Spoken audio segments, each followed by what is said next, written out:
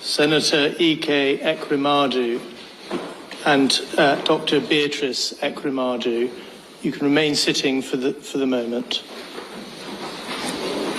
You have each been convicted of conspiracy to commit an offence of human trafficking. You brought a young man to London to exploit him. The exploitation was the proposed donation of a kidney for reward.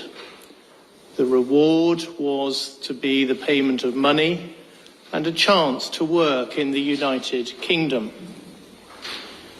People trafficking across international borders for the harvesting of human organs is a form of slavery. It treats human beings and their body parts as commodities to be bought and sold. It is a trade that preys on poverty and misery and desperation. The evidence shows that those who are impoverished, often living in multi-dimensional poverty, desperate for a better life, and ignorant of the true risks, are sometimes willing to donate their organs for money or the chance to work in the UK. Significant risks attached to such donation without proper aftercare. You each played a part in that despicable trade. You, Abina Abetta, underwent a kidney transplant at the Royal Free Hospital in London in 2021. You said that you and your donor were cousins. That was a lie. The clinicians at the Royal Free and the independent assessors at the Human Tissue Authority were taken in by your lie. They believed that the donor was acting altruistically as a good Samaritan. The transplant went ahead. There is no evidence that the donor has been given the necessary aftercare. It is not necessary for me to make a finding as to whether you exploited the donor. But what is clear is that you learned from your experience that it was possible to manipulate and corrupt the regulatory system by using a fabricated affidavit, by lying about your relationship with the donor, and by coaching the donor to lie. You, Senator Ike Ekweremadu, and you, Dr. Beatrice Ekweremadu, have a daughter, Sonia. She is very ill. She is suffering from FSGS, nephrotic syndrome. She needs a kidney transplant. Everybody has enormous sympathy for her and for the impact on each of you seeing your daughter's suffering. Sonia's uncle, Diwe Ekweremadu, knew Abina Abetta from medical school. He got in touch. Abina Abetta offered to help find a donor. A possible donor was identified. By law, his name may not be published. I will call him C. C grew up in a village where he had no electricity or running water. He left school at the age of 15, and he went to Lagos, where he sold phone accessories from a wheelbarrow in a market. He was earning about 3,500 naira a day, the equivalent of just £7. Tests in Nigeria showed that his blood group was the same as Sonia. He agreed to come to the UK. I am sure that he did not at any point agree to donate a kidney to Sonia altruistically. There was no reason why he should do so. He was not related to your family. He did not know Sonia or any other member of your family. Nothing was put in place to secure his future healthcare needs if he donated a kidney. The wealth and power inequality and disparity between you and C could not be more marked. You, Ike Ekweremadu, are a senator in Nigeria's National Assembly. You have held high political office. You had many staff, including domestic staff, maids, chefs, and drivers. You own multiple properties around the globe. There is evidence of as many as 40. More than £400,000 went into your bank account over a 6-month period.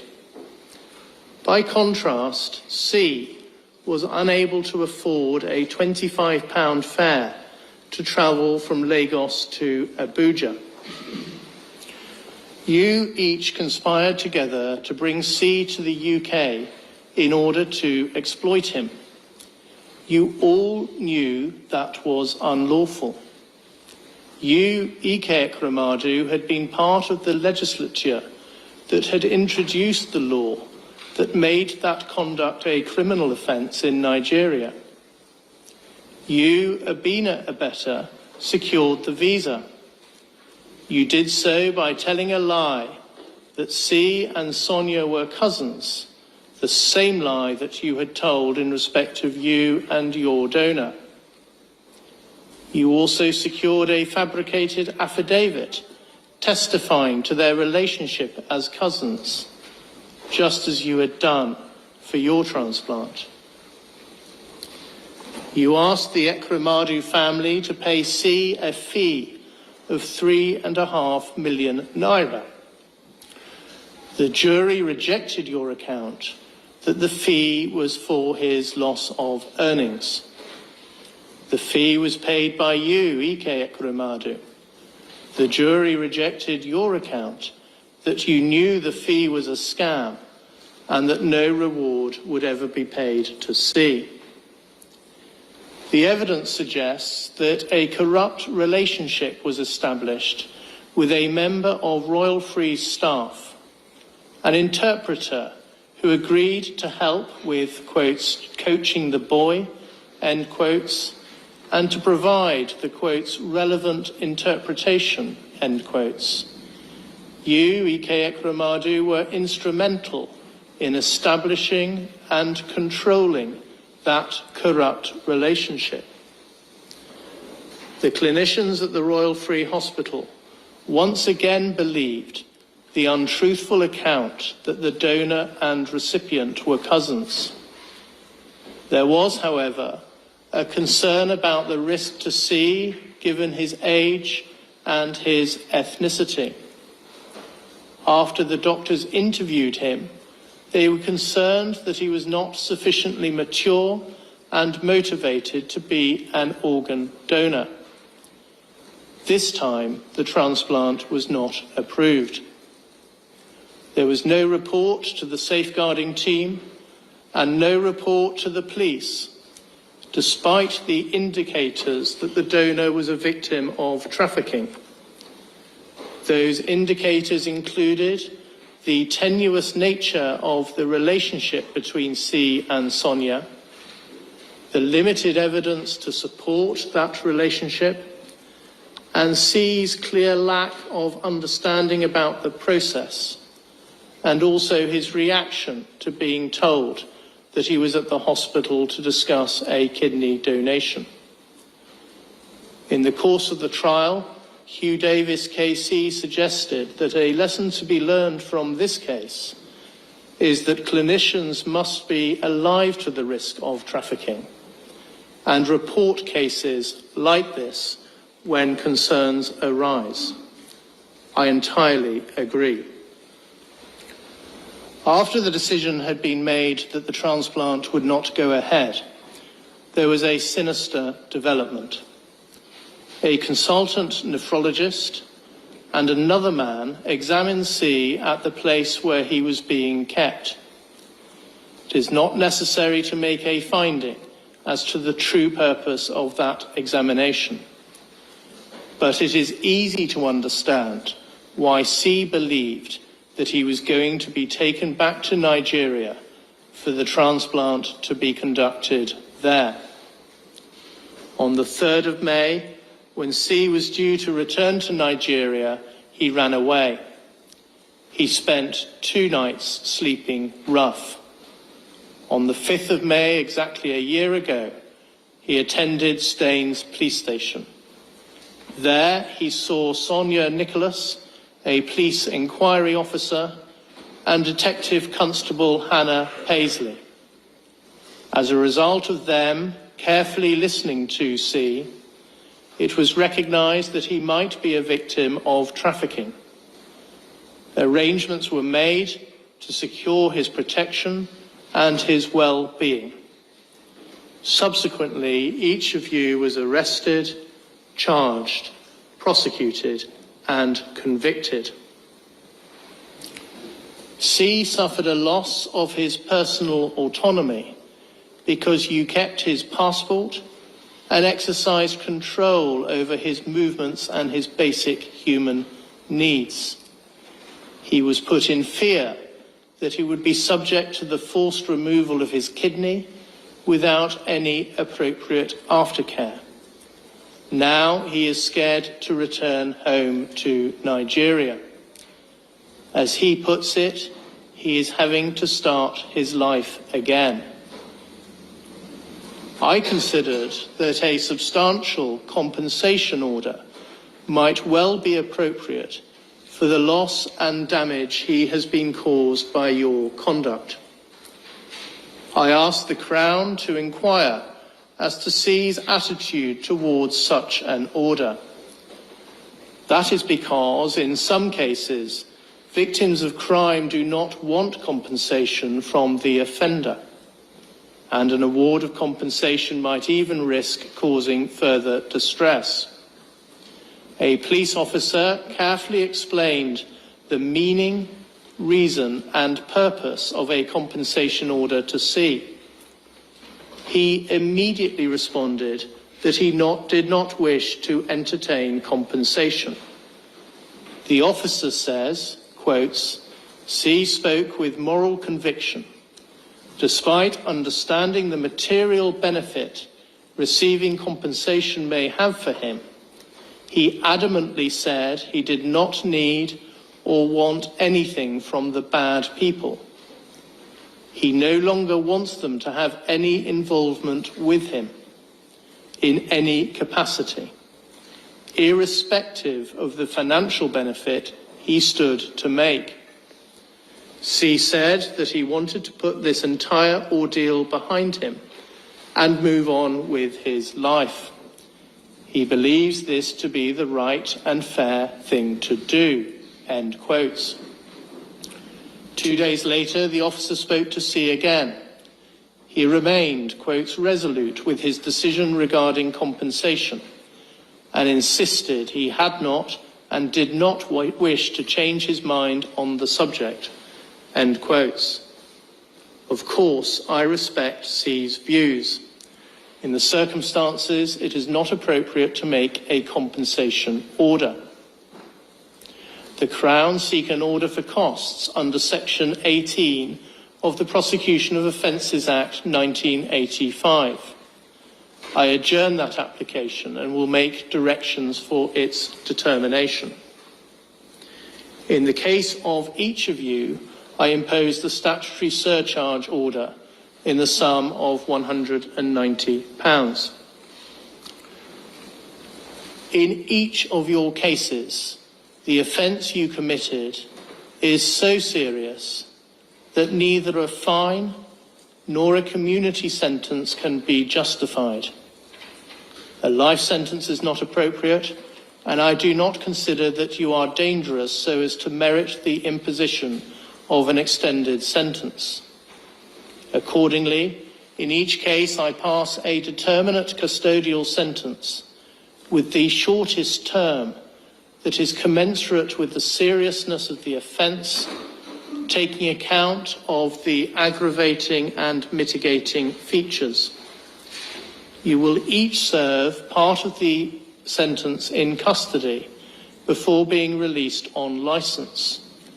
When you are released, you will be on licence until the end of your sentence. You must comply with the terms of the licence and commit no further offences. Otherwise, you will be liable to serve a further period in custody. The disclosure and barring service will include each of you in the lists of those who are barred from working with vulnerable adults or children. You may ask the service to be removed from the lists. The Sentencing Council has published guidelines for offences of human trafficking, contrary to Section 2 of the Modern Slavery Act 2015. You have each been convicted of conspiracy to commit that offence. The offence that you committed is closely related to the guideline offence. I reject the defence submissions that the guidelines are not apt to cover this particular form of trafficking. I have close regard to the guidelines. I turn to the question of harm. The transplant did not go ahead, but you each intended that it should go ahead, and you each intended the harm to the donor that would result, and which was eminently foreseeable. The donor would have faced invasive surgery with a small but still possible risk of death. He would have faced spending the rest of his life with only one kidney and without any funding for the required aftercare. He would have faced an increased risk of early onset raised blood pressure and of developing chronic kidney disease later in life, as well as a lifetime risk of needing dialysis himself or even a kidney transplant. He was at an increased risk because of his young age and his ethnicity. The removal of a kidney amounts to serious physical harm, which has a substantial and long-term effect. Even if C had known that he was going to donate a kidney, I am sure that the risks had not been properly explained to him before he was brought to the UK. He was deceived and pressurised into donating a kidney. I reject the defence assertions that he consented in any meaningful sense. I am sure that he did not. There has been a substantial and long-term adverse impact on his daily life. He is scared to return to Nigeria because of the risk of retribution from those that are sympathetic to you. He lives a solitary existence and is separated from his life, his friends and his family as a direct result of this offence. This all amounts to Category 2 harm within the meaning of the Sentencing Council's guidelines. I do not accept the Crown's submission that the nature and extent of the harm justifies a movement to Category 1. But it does warrant an upwards adjustment within the category range. The fact that the transplant was not carried out merits a downwards adjustment, but the level of that adjustment is limited because, firstly, the gravamen of the offence is the agreement that you reached to exploit the donor. The offence was complete at that point. The offence focuses on the conduct of the offender rather than the harm that is caused to the victim. Secondly, you did not withdraw from the conspiracy. The only reason that the transplant did not take place was because the hospital refused to carry it out. In each case, your reaction was to seek to exploit others. And thirdly, quite apart from the harm that would have resulted from a transplant, C has suffered substantial actual harm of the nature that I have identified. I turn to culpability. You, Abina Abeta, fall within the high culpability bracket. You played a leading role in the offending. You identified the donor and controlled him throughout the process. You did so in the expectation of substantial financial reward. I reject your assertion that there's no evidence of substantial financial advantage. Your bank statements show otherwise and demonstrate that you were reliant on the funds you secured from the Ekweremadu family to keep your head above water. You applied a high degree of planning and premeditation. For example, you arranged the visa, you secured a fabricated affidavit, and you organized a scheme to seek to deceive the clinicians and ultimately the Human Tissue Authority. You were thoroughly dishonest throughout. You kept a substantial sum of money that was paid by Ike Ekweremadu and was intended for the donor. You, Ike Ekweremadu, also fall within the high culpability bracket. You also played a leading role in the offending, and to a greater extent than Abina Abeta, who was acting through Jqiled Ekweremadu at your direction. You did so in order to secure a material advantage, namely a human kidney for your daughter. You were involved in a high degree of planning and premeditation. For example, you orchestrated the arrangements with your brother, Jqiled. You sought to conceal your link to the payment of a donor reward by instructing a member of your staff to make the payment via a currency trader. You were involved in the corruption of a member of hospital staff. I reject the defence suggestion that you were naive as to offers or payments of a reward to the donor, or that you only joined the conspiracy at a late stage.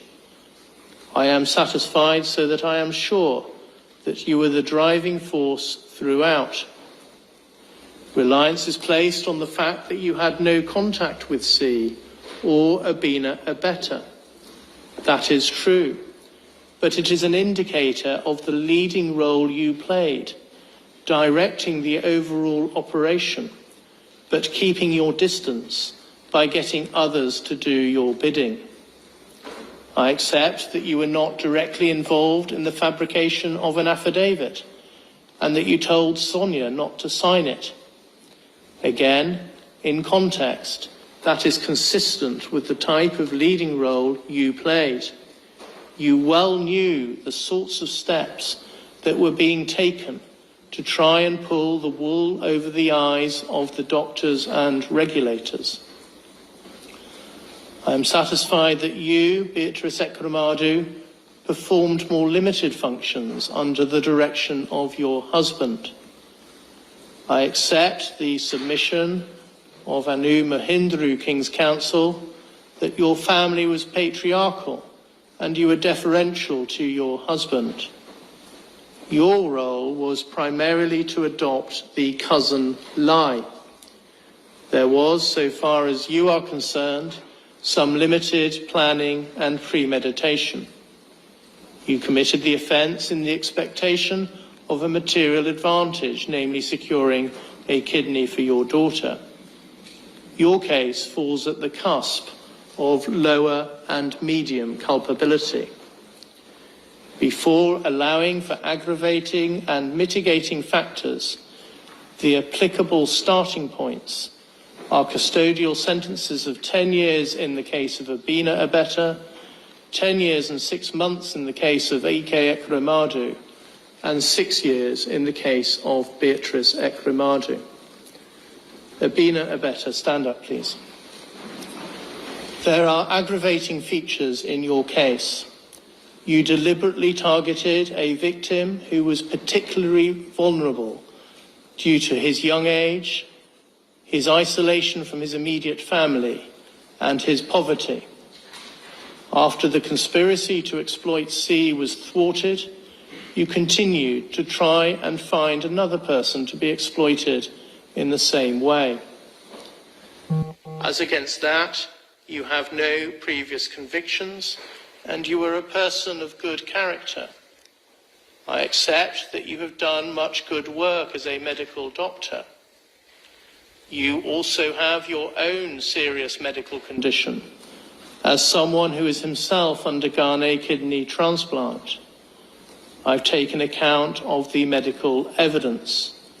That does not suggest that your condition cannot be adequately managed in custody.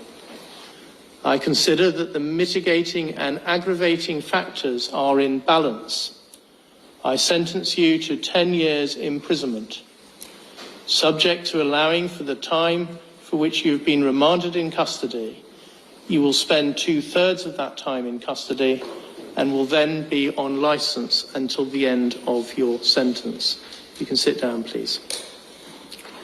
Senator Ike Ekweremadu, stand up, please. There are substantial aggravating features in your case.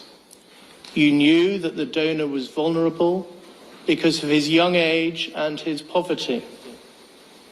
You had a profound understanding of the impact of poverty because of the work you have done for the ECOA Foundation. You gave direct instructions to ensure that tight control was exercised over C. Once the transplant did not go ahead, you immediately sought to find another person to be exploited in the same way, rapidly managing to identify several potential candidates.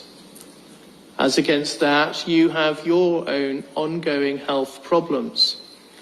You have no previous convictions and were a person of good character. I accept Mr. Hicks KC's description of you as having exceptionally positive good character, and that your conviction represents a very substantial fall from grace. You set up the ECOA Foundation and have funded that organisation, which undertakes a very great deal of valuable charitable work to help those living in poverty in Nigeria. At trial, there was a great deal of character witness testimony, including from Archbishop Emmanuel Chukwuma, the Archbishop for the Diocese of Enugu.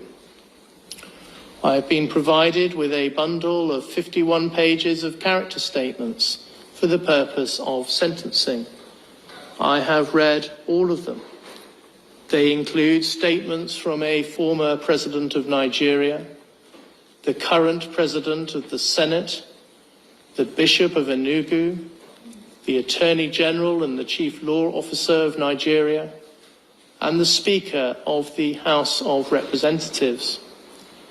That evidence speaks to your role in helping to establish and maintain democracy in Nigeria, and also as an international peacemaker.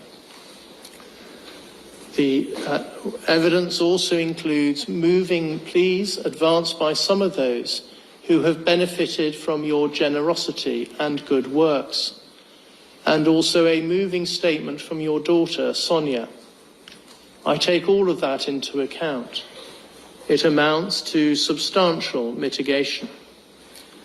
You were motivated by the despair of your daughter's very serious illness. The weight to be attached to that factor is limited by reason of the fact that, as you recognised in your evidence, you could have sought a genuinely altruistic donation, including from a family member albeit not Sonia's immediate siblings. After taking account of the aggravating and mitigating factors in your case, I impose a sentence of 9 years and 8 months imprisonment. Subject to allowing for the time which you have spent remanded in custody, you will serve 2/3 of the sentence in custody and will be on licence thereafter for the rest of the sentence. You can sit down. Dr. Beatrice Ekweremadu, would you stand up, please? In your case, I adopt a starting point of 6 years custody. I do not consider that the aggravating factors that are present in the case of your co-defendants apply to you.